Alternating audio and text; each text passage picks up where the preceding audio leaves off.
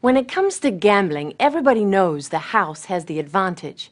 But there are some high rollers who consistently win, and it's hard to find anyone better at winning than Billy Walters. He bets on football and basketball, is worth hundreds of millions of dollars, and has been so successful that many Las Vegas bookmakers are afraid to even take his bets. Billy Walters has been almost as elusive as Howard Hughes, avoiding publicity, reluctant to reveal his secrets. But after 30 years of unprecedented success, the man who calls himself a Kentucky hillbilly agreed for the first time to open the door into his betting life in Las Vegas, a life he describes as one long hustle, in betting parlors, in pool rooms, and on the golf course. The story will continue in a moment.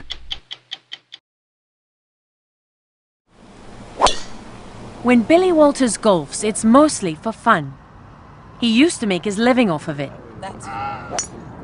And he showed us how the hustle worked with Gene McCarley, an old friend and casino owner. Who's the better golfer? He is. By far, believe me. How much money have you taken off him over the years? When I met him, he was driving an old Cadillac full of bullet holes. Had no air conditioning. Now he's a very wealthy man. On the day we went along, the two buddies decided to play for $5,000 a hole, with a few side bets along the way. Gene? Yeah, Bill? What's the price? You 5-1 for birdie. So I'll take 15. 10. You got it for a dime. All right. Billy just missed this 60-foot putt. Oh! But after only 3 holes, he was up $17,000. Small potatoes for Billy Walters. What's the most you've ever made on a hole? On one hole? Yeah. Probably 400,000. What was the most you ever made on a round of golf? What did you take home? Probably $1 million, around $1 million. That's a lot of money. Yes. I never got to bed with it. I lost it all in the Horseshoe Hotel playing blackjack before I went to bed. Is there anything you don't gamble on? Not really. He gambled on the Super Bowl last year and won $3.5 million. Nevada is the only state in the country where taking bets on individual games is legal. Most bettors come here to a sports book inside the casino to lay their bets, wagering $2.5 billion every year. And there's no bigger bettor than Billy Walters. But you'll never see him betting. He has anonymous partners here and in other sports books who bet for him and for themselves.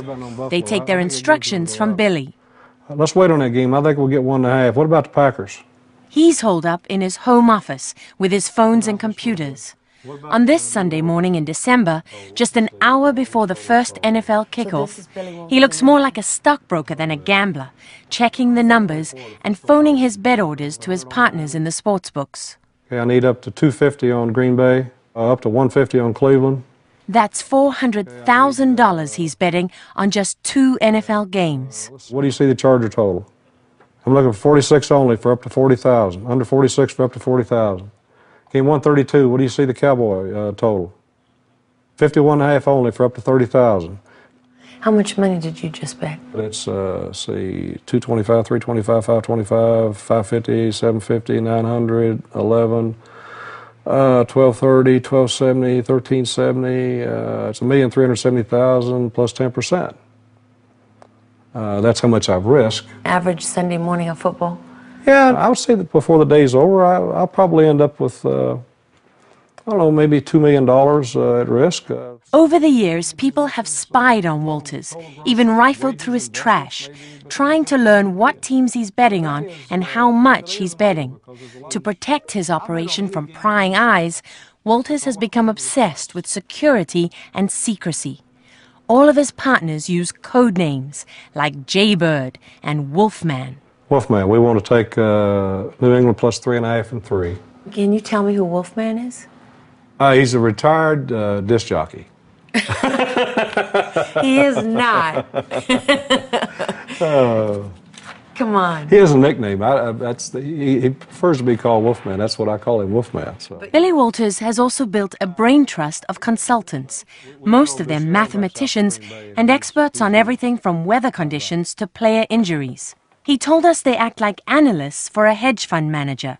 So information is key. I mean, it sounds like you track every single detail that could possibly affect the outcomes of these games and these teams. Yes. It gets presented to me, I evaluate it, and I determine what I'm going to do. The information is so valuable that Walters keeps it all to himself. His consultants have all worked with him for 30 years, but they've never met each other. They don't know each other, they don't talk to each other. The only common denominator is me. You're the only one that knows everybody. Correct. There's one of them you say is a savant. Why? He can name every player on that team. He knew whether they were a freshman, a junior, a sophomore. He knew who the backup was. And this was strictly by recall. It was the most amazing thing I've ever seen. He would have an opinion on an outcome of a game. And he would be right many, many times. Being right on his football bets this Sunday morning made Billy Walters $300,000. Add in Thursday night's game, and he netted close to $1 million. In Walters' hillbilly speak, it was all chicken. His bets on college basketball were less successful. I didn't fare too well with those games. Yesterday was a feather day, as we refer to in our household. It was feathers yesterday. There was no chicken. So you lost a lot of money? Yeah, I had a pretty bad day. The net loss, I lost $257,200. And I could lose again today. I could lose again next week. I've had losing weeks. I've had losing months. But never a losing year. Never a losing year. And in sports betting, that is unprecedented. Is there anyone else like Billy Walters? Does anyone else do business the way he does in this town? No one close. No one close. Kenny White is one of the most respected odds makers in Las Vegas. What's his reputation in this town? That he's a shark and a whale. He's a great white. What does it mean? Oh, it means he's the most dangerous sports bettor in the history of Nevada, the history of the world. Is he respected? Oh, well respected, yes. Very Feared? respected. Yes. Oh, feared, yes. And why is that? It's the damage that he can do to a sports book.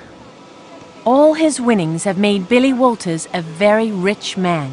He lives large like a corporate titan. He and his wife Susan travel in a brand new jet worth $20 million that they use to travel to their 7 homes. Billy Walters also gives millions to charities.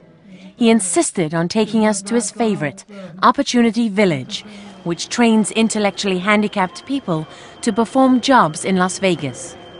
It's all close to his heart because he has a son with serious brain damage. Billy Walters was born dirt poor in the small town of Munfordville, Kentucky. He was raised by his grandmother. His mother had 3 kids by the time she was 17. Billy says she drank and wasn't around much. He was hanging out in pool halls before most kids his age even knew what gambling was. I started shooting pool when I was 5. And when I was 6, I played a game of 9-ball for a penny. Were you any good at pool? I got to be decent at pool, yes. By the time I was 13, I was a decent pool player. I was pretty decent. Were you making money? Yes. I probably had some situations where I won $4,000 or $5,000 or something. But now when I was 13, that didn't come along until I was like 15 or 16. Until you were like 50. Well, you're practically an old man at that point. In 1980, Billy moved to Las Vegas after he was convicted of bookmaking in Kentucky. His new home became the casino, where he played poker and craps. All right, roll at 10.